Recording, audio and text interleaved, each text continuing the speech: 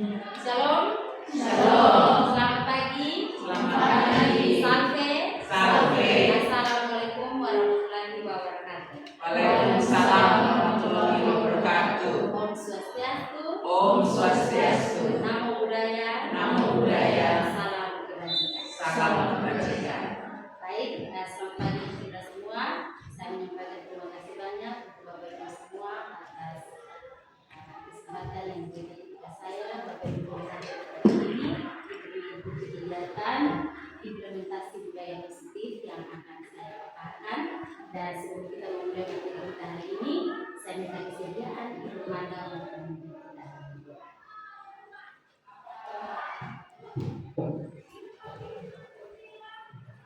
Baik, sebelum kita memulai kegiatan kita, mari kita menarik Tuhan dalam doa dari Kristen saya, doa menurut agama saya, Kristen Protestan.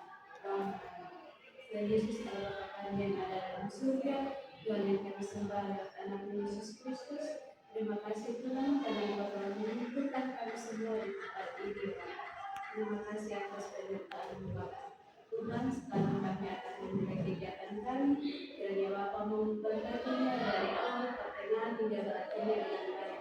Dan Tuhan juga memberkati Ibu Eta yang akan membawakan materi, biarlah apa yang dia bawa boleh jadi dan nama Bapa, Putra dan Roh Kudus.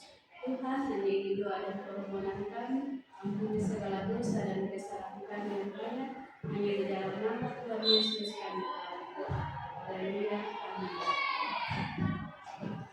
Terima kasih banyak Ibu Manda yang telah memimpin kita dalam doa. Dengan doa kita harap kegiatan kita dari awal sampai selesai.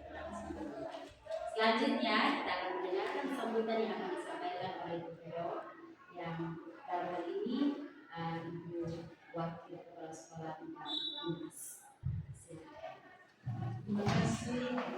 Selamat pagi, Bapak Ibu Guru. Assalamualaikum warahmatullahi wabarakatuh. Salam. Salam salve. Om Swastiastu. Namo Buddhaya. Salam kebajikan. Salam sehat. Luar biasa.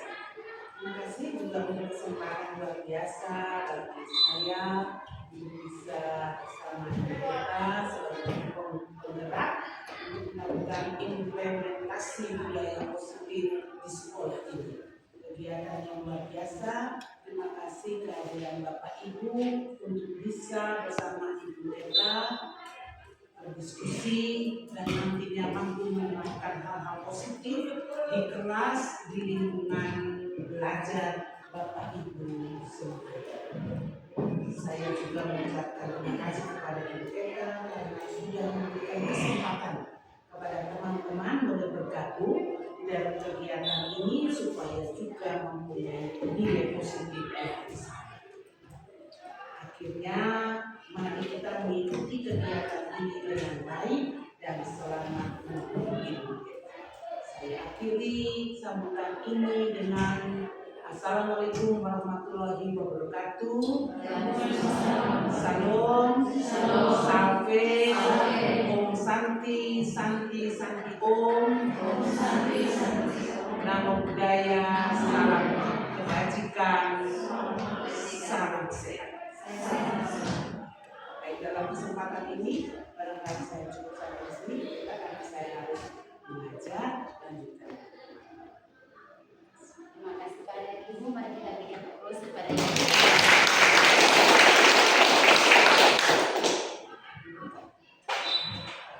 Ya.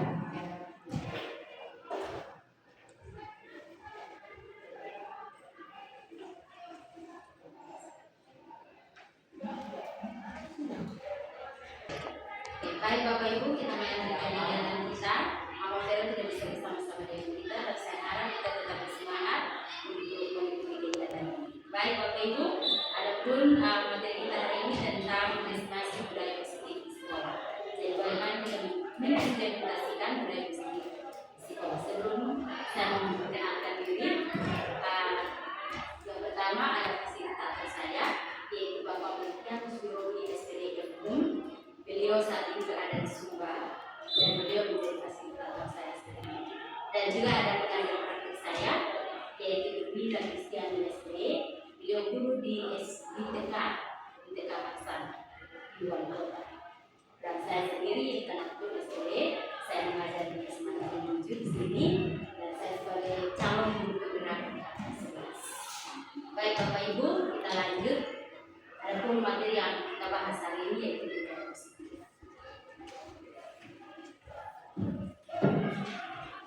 Bapak Ibu, sebelum kita membahas tentang apa itu budaya positif, saya ingin memberikan gambaran tentang materi yang telah kami pelajari sebelum mempelajari materi budaya positif.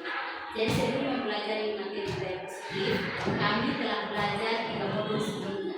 Yang pertama itu filosofi Hajar Dewantara, yang kedua adalah nilai dan peran yang bergerak, dan yang ketiga adalah visi yang bergerak.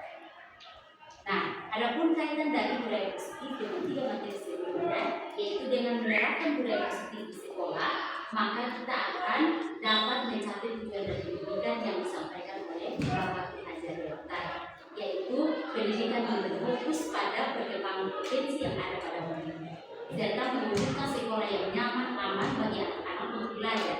Jadi anak-anak datang tidak tegang di sekolah sampai pulang, tetapi anak-anak belajar dengan rasa yang nyaman, sukacita, bahagia. Mereka senang lagi kembali di sekolah, karena di sekolah ada nuansa yang nyaman di sekolah yang kita sebagai wakil guru berikan kepada anak. Nah, itu tujuan dari pendidikan yang disampaikan oleh Bapak Hajar Dewantara. Adapun filosofi dari pemikiran Hajar Dewantara yang kami pelajari di modul 1.1, yaitu yang pertama yaitu pendidikan berpusat pada peserta didik. Yang pertama, kalau pendidikan berpusat pada peserta didik, yaitu pembelajaran disesuaikan dengan kebutuhan anak. Jadi kita masuk kelas, kita belajar, kita mengajar, kita sesuaikan dengan apa yang dibutuhkan oleh anak-anak, bukan apa yang kita mau. Tetapi kita lihat anak-anak itu disuka belajar yang seperti apa. Yang kedua, pembelajaran disesuaikan dengan kodrat alam dan kodrat zaman. Jadi kita tidak membawa zaman dulunya kita untuk kita bawa masuk ke kelas. Jadi anak-anak belajar dengan gaya yang lama, kayak catat buku sampai habis, bukan seperti itu Bapak Ibu. Tetapi kita bawa, oh mereka sukanya yang begini, karena kodrat zamannya berbeda dengan kita. Kalau kodrat alam itu sesuatu yang sudah lahiriah, sudah ada memang. Tetapi kalau kodrat zaman sesuai dengan perkembangan zaman. Yang ketiga, pembelajaran menyenangkan, bervariasi, kreatif, dan inovatif. Jadi seperti yang tadi saya sampaikan bahwa kita tidak bisa bawa gaya lama untuk kita belajar di zaman modern seperti ini. Kita sudah bisa pakai media sosial, kita juga bisa pakai teknologi pembelajaran, misalnya handphone, ataupun kita bisa pakai kanvas seperti ini untuk mengumpan anak-anak, untuk menarik perhatian anak-anak untuk memperhatikan pembelajaran kita. Kalau kita hanya omong saja, tidak ada sesuatu yang baru bagi anak-anak, maka anak-anak akan merasa bosan. Lalu kita bilang ini anak ini malas, padahal bukan itu, kan kita yang tidak membawa sesuatu yang baru. Atau pembelajaran yang kita sajikan modelnya itu saja, jadi anak-anak bosan. Seperti yang kedua, pendidikan menganut asas kontinuitas, konvergen, dan autentis. Yang dimaksud dengan kontinuitas itu yang berakar pada budaya yang berkembang. Jadi budaya kita punya kekuatan budaya. Kita orang timur ini punya budaya sopan santun yang tinggi. Maka kalau kita menemukan anak-anak yang budayanya sopan santun yang kurang, maka kita bisa pakai budaya-budaya kita yang ada supaya kita bawa ke anak-anak. Misalnya saya kasih contoh yang kami sudah sempat bahas di pembelajaran kami, yaitu budaya Natuni dan budaya Timur. Budaya Natuni, Bapak Ibu kalau sudah pernah ke wilayah ini kan Kupang, kalau ke wilayah TTS dan seterusnya, kalau kita ada acara-acara kegiatan-kegiatan besar, kita ke sana, tamu yang datang itu mereka sambut dengan Natuni atau Buku. Jadi mereka sambut dengan Natuni. Di dalam Natuni itu ada bahasa-bahasa yang tersirat, mereka pakai bahasa daerah. Terus nanti saat dituturkan ke tamu itu, lalu mereka memberikan pengalaman. Artinya mereka menyambut tamu yang datang itu dengan bahasa itu. Nah, bahasa yang disampaikan itu sangat indah. Kalau kita tidak mengerti, mungkin kita tidak memaknainya. Tetapi kalau kita mengerti bahwa di situ ada bahasa yang indah, yang dimana tersirat bahwa mereka menerima kita dengan setulus hati, bahwa alam mereka juga menerima kita dengan bahasa yang sangat bagus. Nah, budaya itu yang mau kita pakai, misalnya cara bicara kita terus sopan, anak-anak harus diajarkan bagaimana cara bicara yang baik. Yang kedua, konvergen, yaitu pendidikan harus memanusiakan manusia. Saya kira ini semua Bapak kita ya, memanusiakan manusia. Kita mendidik anak-anak untuk menjadi anak-anak. Yang ketiga, konsensus, yakni menghargai keberagaman. Dan sekolah apa saja, agama apa saja, kita harus saling ketiga dari filosofi pemikiran Ki Hajar Dewantara yaitu membentuk budaya budi pekerti. Nah, budi pekerti biasanya dimulai dari dalam dan luar. Jadi kalau anak-anak dari seperti apa untuk keluarganya tugas kita sebagai guru kalau budaya itu diterapkan di kehidupan sekolah, maka kita sebagai guru menambah atau memberikan mereka sesuatu ada anak-anak datang berlaku di luar yang sudah cukup bagus datang di sekolah satu, tetapi ada anak-anak yang mungkin di rumah dibebaskan seperti itu, tetapi bagaimana kita sebagai guru memberikan mereka yang baik sehingga mereka yang ketiga dari filosofi pemikiran saya kira ini semua tahu, yaitu yang dikenal dengan filosofi tiga filosofi pemikiran Dewantara. Yang pertama itu ada sebuah ingat sosumber, artinya di depan memberi teladan. Ingat sosumber artinya di depan memberi teladan. Yang kedua ada imadia manungkasa, di tengah kita memberikan motivasi. Dan yang terakhir yang pendidikan Pak sampai hari ini yaitu Tunguri Hanajan, di belakang memberikan dorong. Saya kira ini kita semua tahu. Kalau Tunguri Handayani penjelasannya bahwa ketika kita berada di belakang untuk kita menjadi pendukung ya, bukan kita mendorong kerja, tapi kita memberikan dukungan. Kalau kita ada di tengah anak-anak, kita memberikan mereka motivasi. Kalau kita ada di depan anak-anak, kita menjadi pelayan. Baik, telah urusan yang keempat sudah selesai sekarang. Kita lanjut di tujuan pendidikan. Tujuan pendidikan menurut Ki Hajar Dewantara itu pendidikan bertujuan untuk menuntun segala produk yang ada pada anak agar dapat mencapai keselamatan dan kebahagiaan hidup yang setinggi-tingginya baik sebagai individu maupun sebagai anggota masyarakat. Jadi kita sebagai guru memberikan kebebasan kepada anak untuk belajar dan berkarya. Lalu kita bisa menemukan minat dan bakat anak. Kita bisa menggunakan media sosial dan lain sebagainya, tetapi dalam poin yang ketiga itu kita buka namun tetap waspada. Kita tetap memberikan mereka rambu-rambu bahwa tidak boleh pakai sampai seperti ini, atau memberikan mereka pemahaman bahwa penggunaan media sosial dan lain sebagainya itu kalau dipakai dengan hal positif, tetapi kalau salah digunakan bisa mengakibatkan atau berdampak negatif.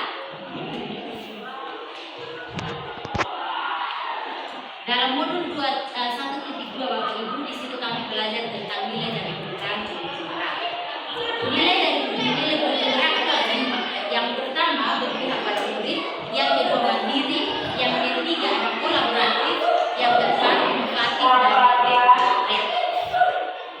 Yang berikut Masing-masing ketua kelas untuk mengantarkan data hadir segera peran guru penggerak. Kalau peran guru penggerak seperti yang ada di slide itu yang pertama sebagai pemimpin pembelajaran. sekali lagi kepada masing-masing ketua kelas agar mengantarkan data hadir segera ke meja belajar. Yang kedua, kita sebagai guru dapat menjadi coach bagi guru lain. Kita dapat memberikan contoh kepada guru lain.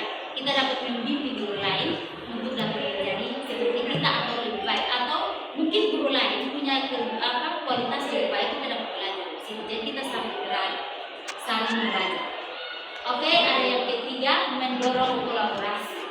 Kolaborasi di sini yang dimaksudkan adalah kerjasama antara guru dan guru ataupun guru dengan pegawai dan warga yang ada di sekolah.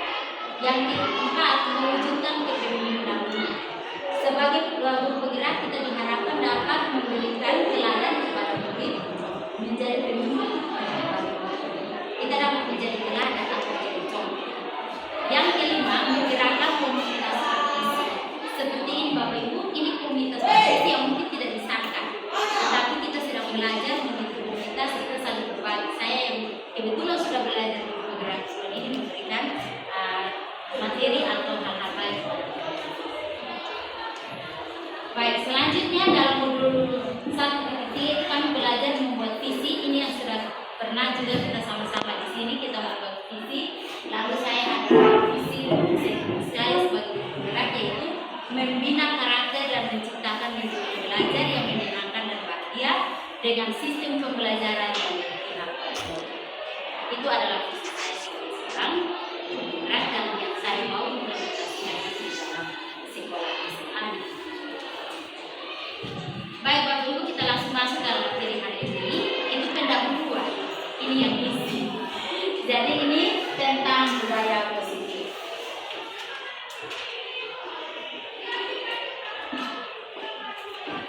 Ya, budaya positif di sekolah merupakan perwujudan dari nilai-nilai keyakinan universal yang diterapkan di sekolah. Budaya positif diawali dengan perubahan paradigma tentang teori konten. Bapak Ibu, budaya positif ini kita membentuk anak-anak menjadi anak yang cerdas, anak yang memiliki karakter yang baik, anak yang mandiri, anak yang bertanggung jawab, anak yang disiplin. Dalam proses pembiasaan budaya positif itulah yang disebut pembiasaan, itu yang disebut dengan budaya. Jadi anak terbiasa melakukan hal baik, itu yang disebut dengan budaya. Mungkin Bapak Ibu ada yang tahu atau ada yang sudah mempraktikkan budaya positif di kelas, bisa sharing ke kita untuk kita saling lihat. Dari saya masih kurang, tapi dari teman-teman ada yang mau menambahkan misalnya yang sudah Bapak Ibu praktikkan di kelas. Mungkin dari Ibu Maya. Soalnya budaya positif ya saya coba belajar saya soalnya ada anak yang mau mengerjakan soal dengan baik, anak-anak yang lain memberikan apresiasi, dan untuk anak-anak yang misalnya belum mampu itu mereka harus bantu dia sampai dia bisa. Jadi ada saling gotong royong, tolong menolong, ada saling bersaing di kelas, tetapi ada kolaborasi, saling bantu dalam belajar sampai semua dalam kelas bisa sama-sama. Oke, kita kasih tepuk tangan untuk Ibu Mariam. Budaya positif yang sudah Ibu Mariam terapkan yaitu anak-anak saling berkolaborasi, yang mampu akan membantu yang belum mampu, sehingga anak-anak yang belum mampu itu akan belajar dengan rekan sejawat ya, sehingga bahasa mereka mungkin kalau kita yang sampaikan mereka kurang paham, tetapi kalau teman yang sampaikan mereka lebih mengerti bahasa mereka. Jadi itu hal baik. Jadi kebiasaan hal baik. Yang tadi pertama Ibu, Mereka kalau ada yang bisa berarti dikasih apresiasi Oh, supaya ya. mereka makin percaya diri. ya, kalau yang bisa dikasih apresiasi, apresiasi berupa apa ya? Soalnya kayak lewat Oh, lewat kawan. mereka merasa bangga nih, mereka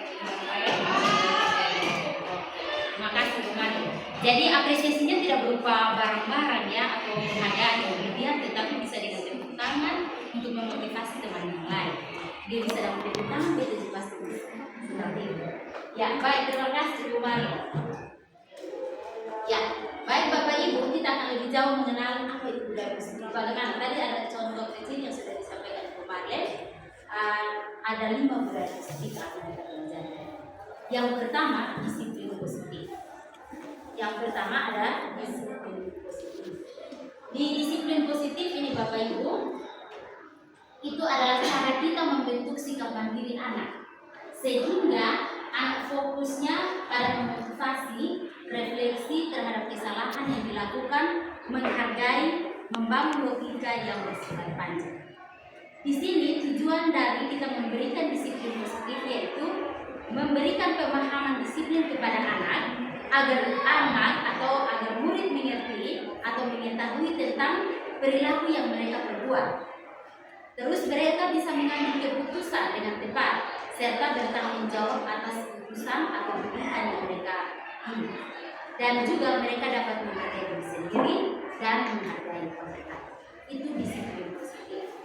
Jadi mereka melakukan sesuatu tindakan bukan karena mau mendapat pujian atau penghargaan, tetapi itu karena mereka menghargai diri mereka sendiri. Mereka mau datang sekolah pagi tidak terlambat karena bukan karena nanti dapat hukuman di sekolah, tetapi karena mereka menghargai diri mereka sendiri. Kalau mereka terlambat tidak malu dan dosa mau berdiri sendiri kemana? Itu mereka menghargai diri. Oke, selanjutnya Bapak Ibu ada yang kedua, motivasi perilaku manusia. Ada 3 motivasi perilaku manusia. Yang pertama yaitu menghindari ketidaknyamanan atau keluh. Yang seperti tadi saya sudah sampaikan bahwa mereka melakukan sesuatu karena dapat hukuman atau mereka melakukan sesuatu karena mau dapat penghargaan. Nah itu salah satu dari motivasi manusia. Jadi menghindari ketidaknyamanan itu masuk dalam motivasi manusia. Yang kedua, mendapat imbalan atau penghargaan dari orang lain. Yang ketiga, menjadikan diri mereka yang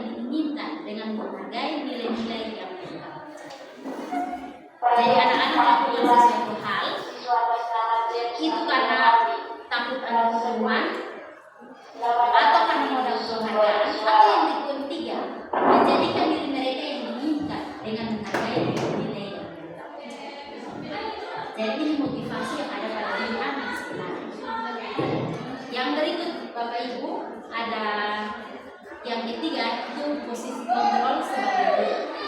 Nah Bapak Ibu, silahkan lihat di slide ini ada 5. Kita sebagai guru ini kadang kita bersifat sebagai penghukum, pembuat merasa bersalah, teman, pemantau, atau manajer.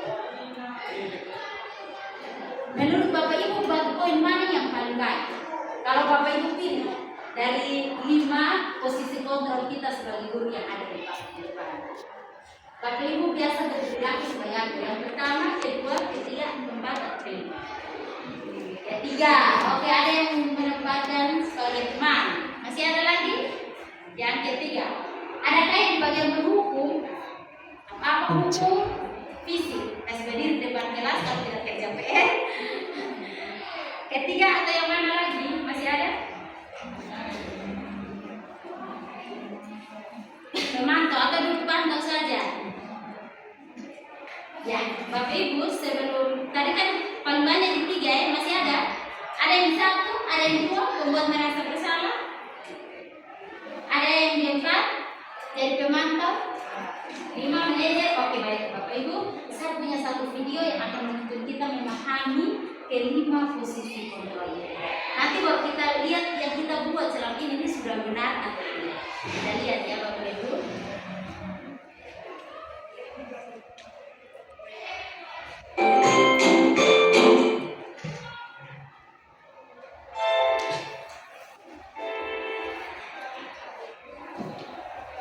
Mari kita saksikan video.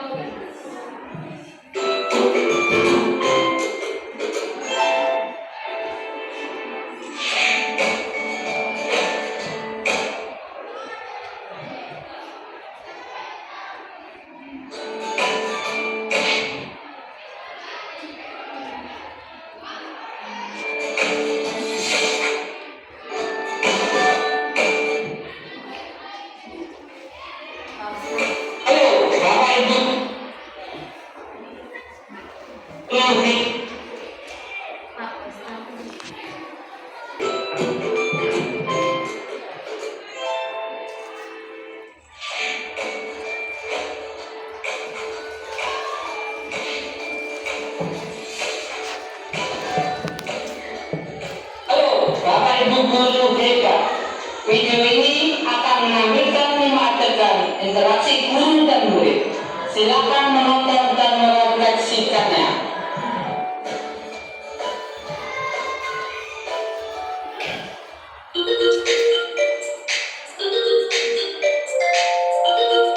Pagi anak-anak, silakan PR yang kemarin diberikan diletakkan di meja. Anton, kamu sudah mengerjakan belum? Belum mengerjakan saya, Bu. Kamu selalu ya nggak ngerjain PR. Sekarang kamu duduk di depan, lalu tulis. Saya berjanji tidak akan mengulangi lagi. Saya berjanji akan berusaha menjadi murid yang rajin belajar sampai pelajaran saya selesai.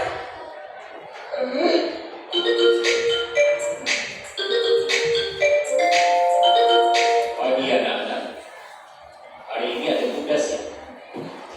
Ada yang belum mengerjakan? Anton, kamu sudah mengerjakan? Belum, Pak. Kamu nggak ngerjain tugas. Kamu mau jadi apa? Kamu lihat sekolah sih? Coba bayangkan orang tua betapa kecewanya sama kamu. Kamu itu sudah kelas 5. Harusnya bertanggung jawab sama dirimu sendiri.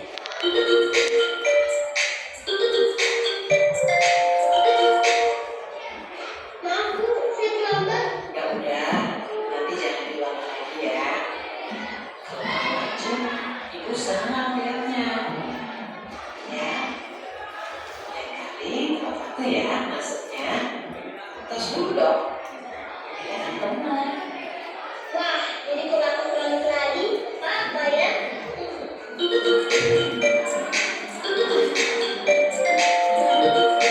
Kamu kok gak pakai baju olahraga? Bapak catat, kamu sudah 3 kali loh gak ikut olahraga bulan ini. Iya, Pak. 3 kali berarti saya dapat sanksi, Pak.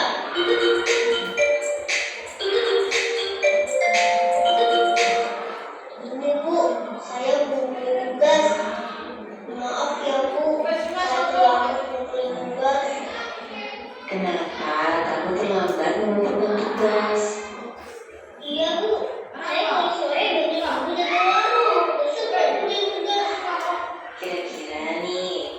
yang bisa kamu perbaiki supaya kamu bisa mengerjakan tugas tepat waktu?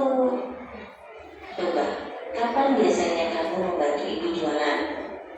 Cenderung sampai di malam-malam, Bu. Bagaimana kalau kamu membuat jadwal? Kapan kamu akan mengerjakan tugas? Oh, gitu ya, Bu. Ya, coba deh, Bu. Terima kasih, Bu.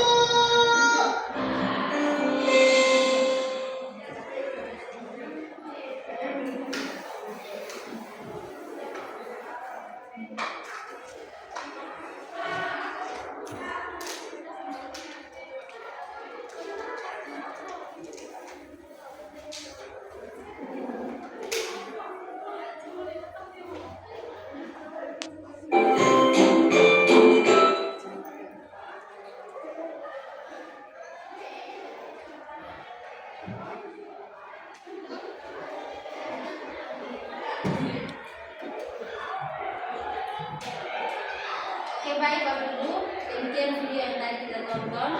Bapak Ibu sudah bisa membedakan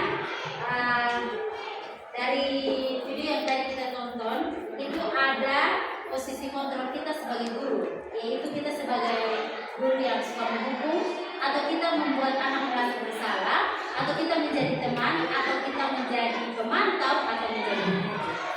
Bapak Ibu, tadi kalau kita lihat itu perbedaannya sangat jelas. Kalau pemantau tadi itu, tadi kalau dia sebagai penghukum, apa yang diberikan kepada anak ketika anak melakukan kesalahan? Sanksi. Ya, dia memberikan sanksi berupa ya buat pernyataan. Ini sangat harus dulu dan nada suaranya seperti apa, Bapak Ibu? Kasar, agak tegas, agak kuat ya Bapak Ibu. Dan dampak yang diberikan kepada anak itu, anak menjadi dendam. Apalagi kalau kita sampaikan dengan ketus, itu anak itu harus atau bahkan mata pelajaran yang kita ambil itu menjadi tidak menyenangkan. Anak sudah suka sebetulnya pelajaran saja, sebenarnya pelajaran itu tidak salah, tapi kalau kita pun suka ketus dengan anak akan kita tidak suka. Ya kan, Bapak Ibu? Yang kedua, membuat merasa bersalah. Kalau dari video itu seperti apa, Bapak Ibu? Bisa ada yang cerita kapan? Membuat merasa bersalah. Ya, Bapak Ibu. Iya, benar. Coba di rumah seperti apa. Jadi anak-anak langsung merasa salah. Jadi di sini bicaranya lembut, tetapi di dalamnya kata-katanya cukup membebani anak atau kadang menyakitkan. Padahal dia pakai bahasa lembut kan kita seperti itu, benar tidak Bapak? Iya. Yang berikut kesalahan itu ada pada anak. Jadi kita guru ini membuat anak merasa diderita karena kita membebani kesalahan yang dibuat kepada dia. Nah, dampaknya posisi kita membuat anak merasa bersalah itu membuat murid merasa bersalah atau menjadi merasa belajar bertahan. Oh, dia bukan anak yang baik. Oh, dia bukan seperti contohnya menderita, kita bisa. Ada yang kita menakut-nakuti, bikin begini berarti nanti kita sekolah mereka. Jadi anak tidak sekolah, dia merasa gagal, dia membuatkan susah kan. Kalau yang tadi yang ketiga Bapak Ibu sebagai teman. Nah, ini yang paling banyak tadi dipilih sebagai teman. Posisi teman. Nada suara bersenda gurau. Kalau dampak yang akan diberikan kepada anak yaitu murid akan bergantung pada satu orang, kemudian dia tidak mandiri. Kalau tadi dari video kita saksikan, anak merasa apa Bapak Ibu? Yang tadi Bapak Ibu lihat.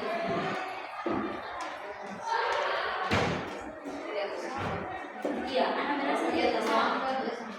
Betul, dia merasa dia merasa tidak ada beban. Apalagi tuh minta tos dulu. Jadi sudah diberatkan lama, dia sudah. Iya, seperti itu Bapak Ibu. Lalu kita membiasakan anak apa guru tidak buka awal anak itu kita bisa belajar. Ya seperti itu. Jangan kita sadari, kita membuat anak bergantung pada Tuhan. Supaya kita menjadi memposisikan diri kita sebagai teman. Nah, ini yang selama ini kita terapkan. Mungkin ada beberapa yang tadi kita pilih poin ini. Termasuk saya juga di awal itu masih pilih teman, karena lebih enak jadikan mereka teman. Apa saja mereka cerita di kita. Tapi di sisi lain kita juga membuat anak tidak.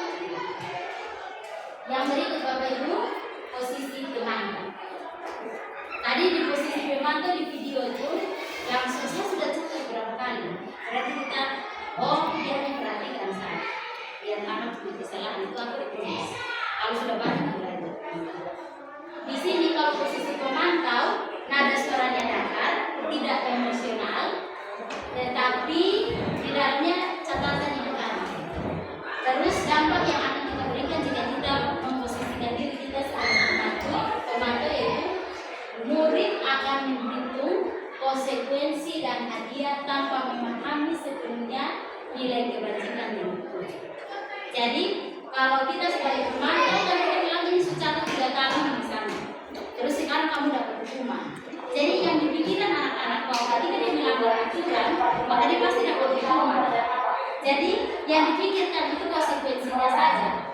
Jadi melakukan karena tidak mendapat hukuman, bukan karena kesalahan dari masing-masing.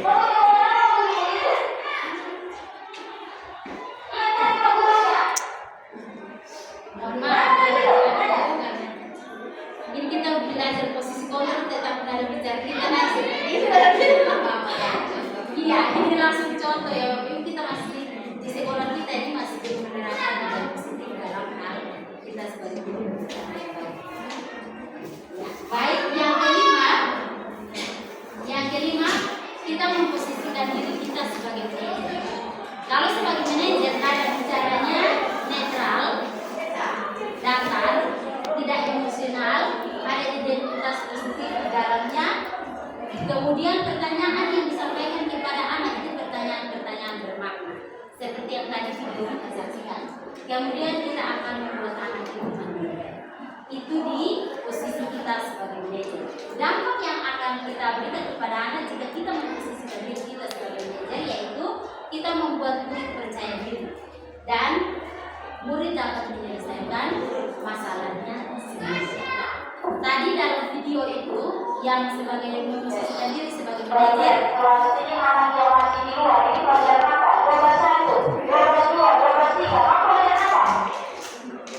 Ya, kita lanjut.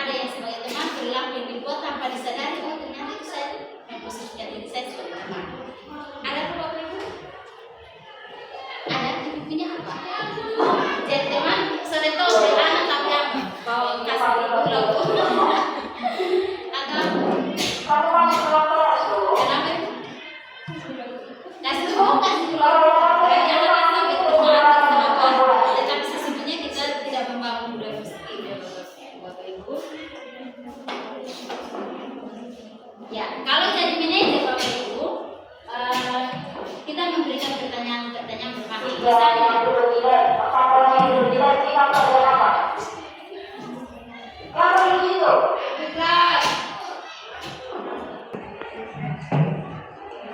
oke, baik Bapak Ibu, dari kelima posisi kontrol yang tadi kita sudah tonton maupun kita sudah bahas, posisi kontrol apa yang menurut Bapak Ibu paling baik? merapikan?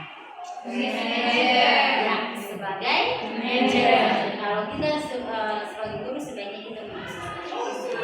Kenapa? Karena apa yang kita buat itu akan bermakna bagi anak. Bahkan pertanyaan yang kita sampaikan juga pertanyaan-pertanyaan yang bermakna. Kita membiasakan anak-anak untuk bertanggung jawab atas perilaku yang mereka lakukan. Biasanya kamu tahu, kalau kamu bisa seperti ini, anak-anak langsung lupa. Jadi dia bertanggung jawab atas pilihannya. Ya, seperti itu ya Bapak Ibu. Nah,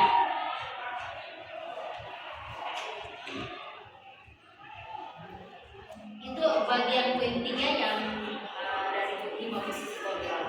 Yang berikut kita masuk dalam poin yang keempat, yaitu keyakinan kelas. Bapak Ibu, saya mau tanya, ada kabar dari ibu yang sudah membuat keyakinan kelas di kelas Bapak Ibu? Atau belum tahu keyakinan kelas itu seperti apa? Belum tahu? Oke, baik Bapak Ibu. Atau di sini di pertanyaannya, mengapa kita perlu membuat keyakinan kelas?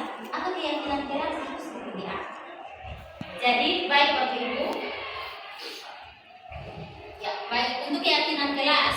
Keyakinan kelas ini sesuatu yang kita buat untuk membuat kesepakatan antara kita dengan anak. Jadi kita membangun budaya positif di dalam kelas, kebiasaan hal-hal baik di dalam kelas dengan kesepakatan bersama. Jadi di keyakinan kelas ini ada kolaborasi antara guru dan siswa. Jadi ada perbedaan antara keyakinan kelas dan kontrak belajar atau peraturan kelas. Ya, jadi kalau peraturan itu dibuat oleh guru saja, anak tidak dilibatkan. Tetapi dalam keyakinan kelas itu anak dan guru dilibatkan dalam membuat kesepakatan di dalam kelas. Kalau bahasa sekarang tadi di bagaimana sih bahwa kontrak belajar. Nah, kontrak belajar ini bukan buat bersama anak atau bukan buat sendiri. Oh, baru sama. Dia sama dengan beraturan. Jadi kontrak belajar itu kita yang buat, lalu kita sampaikan ke anak, lalu anak setujui saja. Tetapi kalau keyakinan kelas itu kita buat bersama. Anak mau kita belajar di dalam kelas itu seperti apa? Pada mungkin kita sudah pernah buat, tetapi kita tidak tahu kalau itu keyakinan kelas. Ya, contohnya, kalau anak-anak mau kita di kelas seperti apa, ibu mengajar seperti apa yang kalian sukai. Saya pernah mempraktikkan ini di kelas, misalnya kalian mau belajar yang seperti apa dalam pelajaran kita saat ini. Mereka langsung ambil itu santai tetapi serius. Oh, menulis. Nah, bedanya keyakinan kelas ini kita tulis.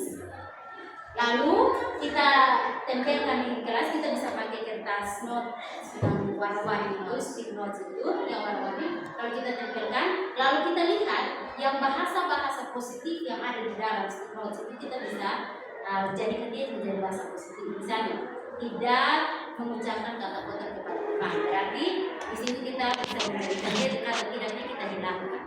Jadi kita bisa membuat dia menjadi kalimat-kalimat yang positif. Yang seperti itu. Jadi misalnya tidak menggunakan ya, tetapi menggunakan bahasa yang sopan. Ya, jadi kalimatnya dirubah, tapi maknanya tetap sama. Jadi kalimat yang dipakai yang positif. Nah, itu contoh dari keyakinan. Kemudian kita sepakati bersama. Kita bisa setelah semua keyakinan kelas itu kita sepakati bersama, kita langsung tempelkan di kelas kita masing-masing. Sehingga ketika anak-anak melanggar itu sudah kita buat sama-sama. Jadi anak-anak kelas bertanggung jawab juga atas keyakinan kelas ini, karena dia juga terlibat di dalam. Kalau peraturan kelas kita memaksa anak mengikuti atau tidak mau, sedangkan keyakinan kelas itu kita sama-sama buat. Jadi anak-anak juga bertanggung jawab atas keyakinan kelas itu. Seperti itu ya Bapak Ibu. Jadi bisa, kalau keyakinan kelas itu bisa lebih dari 5, bisa 4, bisa 3, bisa 10, terserah dari Bapak. Tetapi yang pasti bahasa yang digunakan yang mudah dipahami oleh siswa. Seperti itu ya Bapak Ibu untuk keyakinan kelas. Yang berikut ada yang kelima ada segitiga restitusi. Jadi upaya kita untuk membuat siswa mampu mengevaluasi diri mereka sendiri. Jadi kita membawa anak-anak untuk mereka tahu apa kesalahan yang mereka buat, terus bagaimana mereka mengevaluasi diri mereka sendiri agar menjadi manusia yang lebih baik dengan memiliki nilai-nilai kebajikan yang universal dan sebuah upaya agar setiap kesalahan yang dilakukan menjadi bahan pembelajaran agar dirinya menjadi lebih baik dan menjadi lebih kuat karakternya dan penghargaannya pada diri mereka sendiri maupun menjadi penghargaan pada diri mereka sendiri. Itu tentang segitiga restitusi. Jadi Bapak Ibu dalam menangani masalah kita bisa menggunakan segitiga restitusi. Apa itu segitiga restitusi? Di dalam ada 3 tahapan. Ada 3 tahapan yang bisa kita pakai. Yang pertama, bagian pertama yang bagian dasar, yaitu kita menstabilkan identitas. Kita apa? Menstabilkan identitas. Yang kedua, kita validasi tindakan yang salah. Kemudian baru kita menanyakan keyakinan keras. Saya kasih contoh Bapak Ibu, di sini ada video bagaimana saya sudah menggunakan segitiga restitusi itu dalam menyelesaikan permasalahan. Kedengaran Bapak Ibu sudah tahu?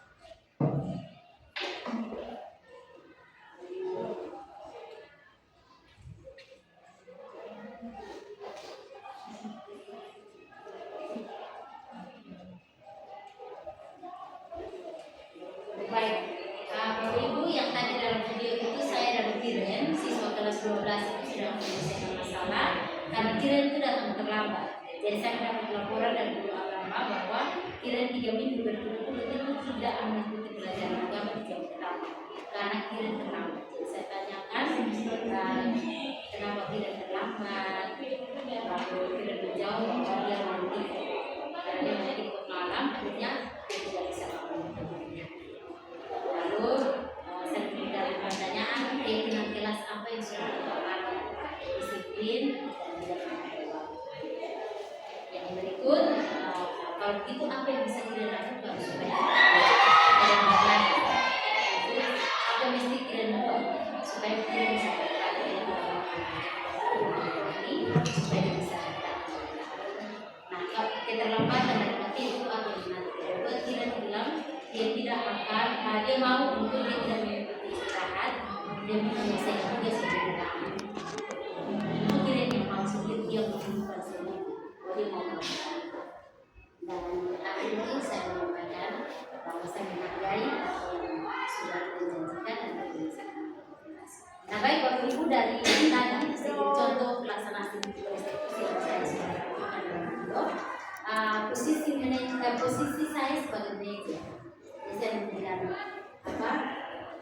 bimbingan pertanyaan-pertanyaan bermakna kepada diri sehingga dia menentukan sendiri apa yang bisa dia lakukan. Nah, kalau di posisi dia kontrol, menstabilkan identitas itu saya tidak langsung marah-marah. Saya memberikan pertanyaan atau kamu kenapa sebenarnya malam itu tidak ada alam. Jadi saya konfirmasi dulu. Saya menanyakan dulu kenapa sehingga dia datang malam. Jadi tidak langsung marah. Itu kita menstabilkan identitas. Jadi tidak membuat diri langsung bersama-sama. Yang kemudian validasi tindakan yang salah. Saya tanya keyakinan kelas apa sudah pernah itu kita validasi tindakan bersama. Yang terakhir itu menanyakan keyakinan apa yang bisa dibuat benar hari yang akan melakukan itu dia janji melakukan. Itu di sini. Sedangkan di sini tidak diskusi bahwa kita membiasakan hasil yang kita lakukan jika kita menyelesaikan masalah itu Tuhan akan menjadi mandiri dan menjadi. Jadi dia sendiri yang berjanji dan saya yakin bahwa ketika saya memikir lagi dia tidak terlambat. Saya tadi bilang dia memandang uang tidak sudah terlambat. Begitu tuh memandang tidak sudah terlambat. Oke, baik. Terima kasih. Baik, itulah 5 posisi Bapak Ibu. Tetapi itulah 5 budaya positif yang Keyakinan sekolah. demikian Bapak Ibu materi kita hari ini itu yang tadi 5 budaya positif yang bisa kita praktekkan atau kita implementasikan di sini. Mungkin ada pertanyaan dari Bapak Ibu yang mau ditanyakan atau sudah ada yang praktekkan itu dan share di kita sehingga kita bisa mengambil contohnya dari tadi dari parunya memberikan apresiasi kepada anak kita belajar terus membuat pembelajaran dengan bahasa Jawa berrelasi antar teman mungkin ada yang lain atau keyakinan kelas tadi kan banyak yang baru tahu tentang keyakinan kelas belum ada yang mempraktekkan ada yang sudah tetapi belum tahu kalau itu belum ya karena kita masih berpikir bahwa anak-anak diri dari jadi mereka tidak bisa mengatur mereka sendiri jadi perlu bimbingan dari guru. Jadi lebih banyak kita merasa bahwa kita harus mengatur mereka. Jadi lebih banyak aturan kita yang buat, kita yang berpikir. Padahal sebenarnya mereka juga harus dibiasakan untuk membuat keputusan sendiri buat mereka dan jadi anak-anak itu sebenarnya bisa tapi kan kita tidak ada potensi yang ada. Kalau kita ambil potensi yang mereka miliki lalu kita kolaborasikan dengan apa yang kita punya maka dia jadi satu kesatuan gitu ya Bapak Ibu. Jadi kita bisa praktikkan kita buat keyakinan jelas bersama dengan anak. Coba Bapak Ibu terapkan pasti hasilnya. Lalu ketika dia melakukan kesalahan kita panggil lalu kita tanya poin berapa yang sudah Anda lakukan. Jadi kelas yang saya sudah buat kita tidak boleh main HP di kelas. Kalau ibu ada pegang HP saat mengajar kamu juga boleh belajar sendiri. Jadi dikecualikan saat memang pada materi itu harus pakainya yang baru dan tepat. Tapi kalau tidak semua anak itu Jadi awalnya saya masih bilang nanti deposita itu yang bersifat ancaman. Tetapi sesungguhnya kita bangun kesepakatan saya bahwa dalam kegiatan KPM kita melakukan dan ternyata kita yang harus menjadi teladan seperti yang tadi kita katakan bahwa di belakang kita mendorong, di tengah kita memberikan motivasi, tetapi di depan kita menjadi seperti itu Bapak Ibu. Mungkin masih ada lagi pertanyaan atau mau kasih tambahan penguatan materi? Oke, terima kasih banyak Bapak Ibu untuk perhatiannya dan kerjasamanya untuk kegiatan kita hari ini. Mari kita hapus untuk kita sendiri.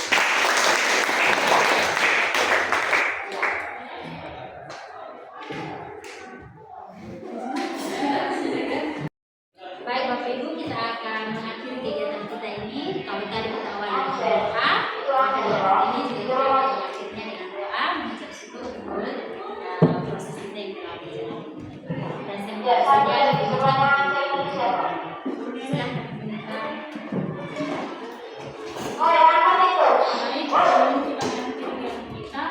mari kita berdoa bersama dan Tuhan, saya mendoa ini merupakan pekerjaan saya yaitu bisa meneruskan doa mulai Tuhan dengan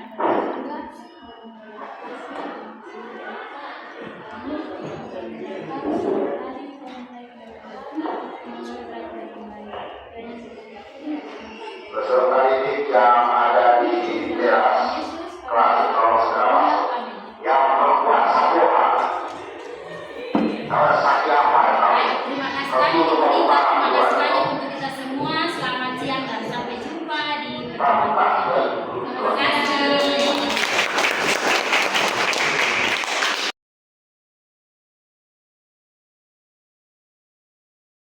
Seluruhnya siap. Hormat. Selamat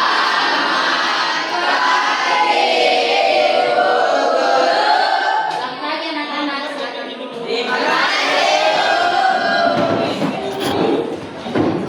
Apa kabar semua? Baik. Terima kasih karena semua penuh dengan semangat, ada yang senyum-senyum. Baik, berarti semua siap untuk menerima pelajaran kali ini ya. Sesuai yang janji minggu lalu, bahwa ini kita akan membuat keyakinan kelas. Oke anak-anak, jadi keyakinan kelas itu adalah nilai kewajiban yang kita semua sepakati untuk kita lakukan di dalam kelas. Nilai kewajiban yang positif yang kita membuat supaya suasana kelas kita itu nyaman dan aman seperti yang berlalu ya. Oke, jadi Ibu akan membagikan sedikit ini kepada kalian semua.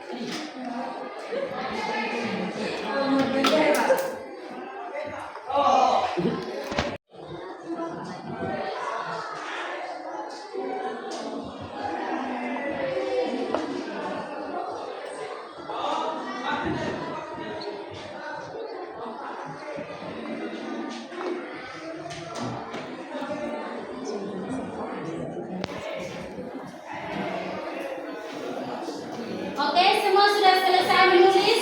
Sudah. Oke, yang sudah selesai silakan tempelkan hasil yang sudah ditulis di papan tulis. Yang satu warna digabung, jangan turun ke bawah. Karena ada yang pakai tadi warna yang pakai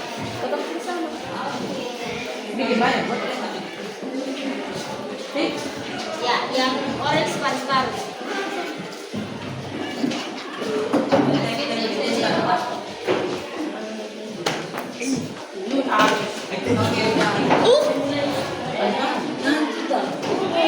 Oke, maju dengan tertib ya.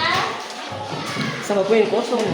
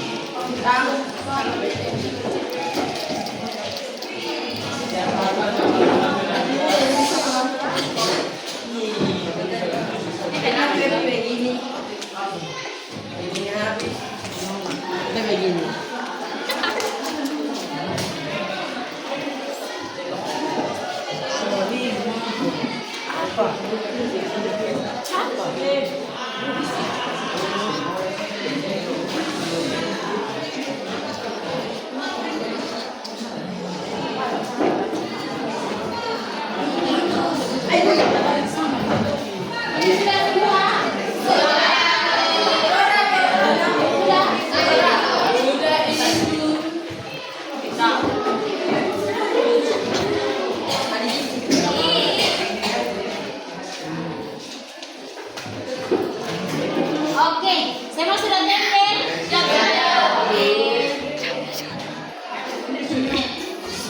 Ya, yang pertama aku bacakan ya.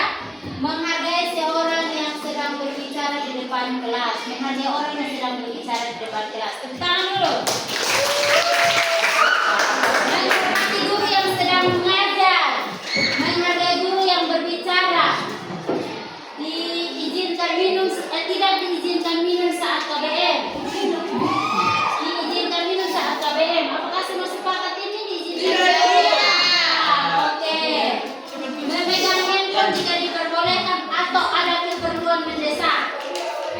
Terus tidak mengeluarkan kata-kata kotor.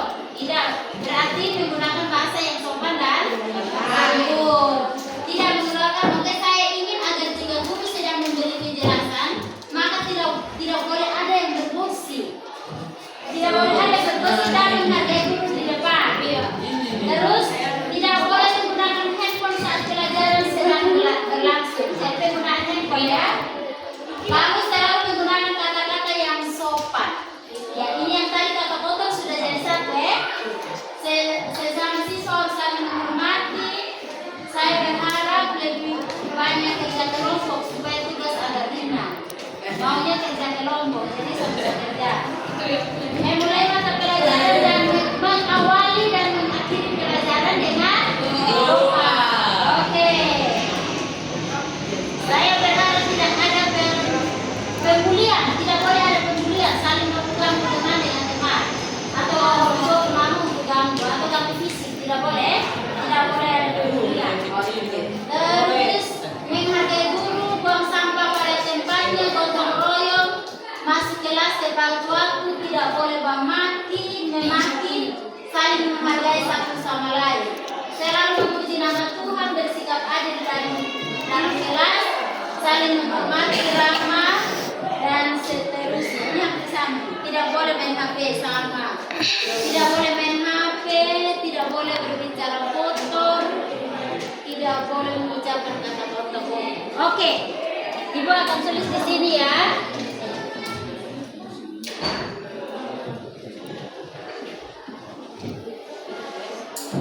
Oke.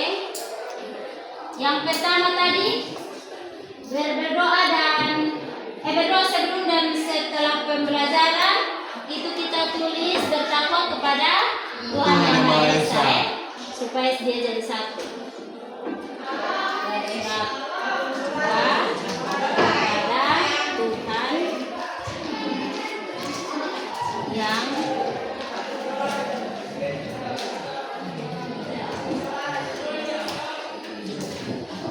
yang kedua tadi paling banyak apa?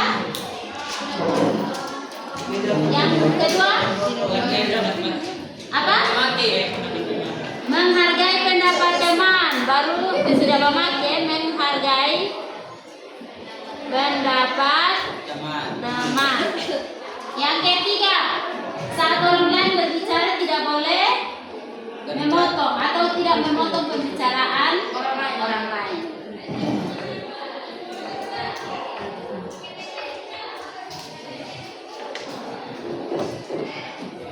Yang berikut, menggunakan bahasa yang baik, yang sopan. Menggunakan bahasa yang sopan atau yang di dalamnya itu yang tidak memaki. Menggunakan bahasa yang sopan dan santun. Apalagi tadi tidak menggunakan handphone. Handphone dipergunakan saat diberi izin oleh guru ya.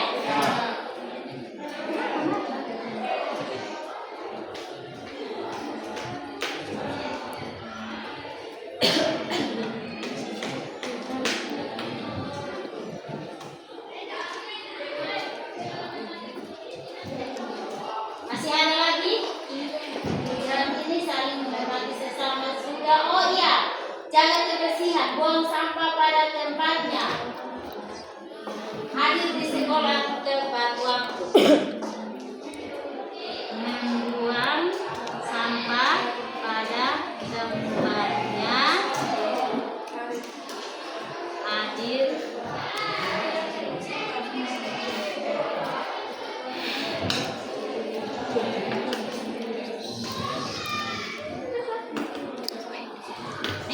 berperan aktif dalam pembelajaran. Kemudian mandiri, saling menghargai sudah. Di sini ya. Ini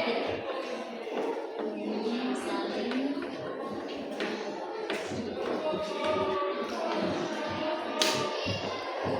menghargai.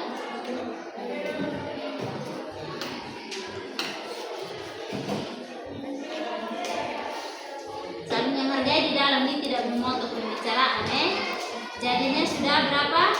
8. Masih ada lagi?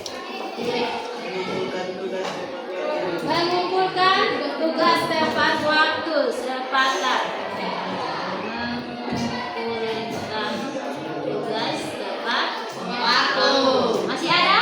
Atau cukup? Tidak boleh menghina nama Bapak. Oh iya, itu tidak boleh membuli ya. Tadi di sini.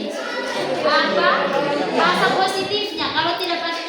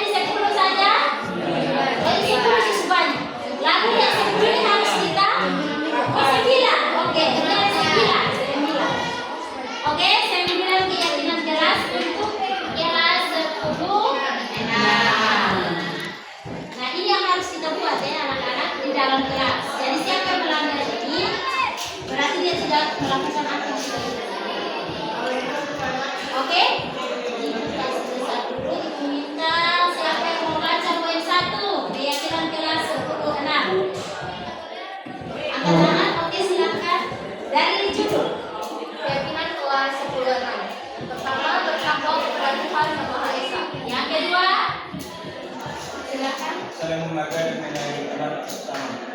Oke, yang ketiga. Gunakan bahasa yang sopan dan santun. Oke, 4. Oke, 5. Membuang sampah pada tempatnya. Oke. Yang di depan. Hadir tepat waktu. Hadir tepat waktu. 7. Berperan aktif dalam pembelajaran. Oke, 8. Mandiri. Mandiri.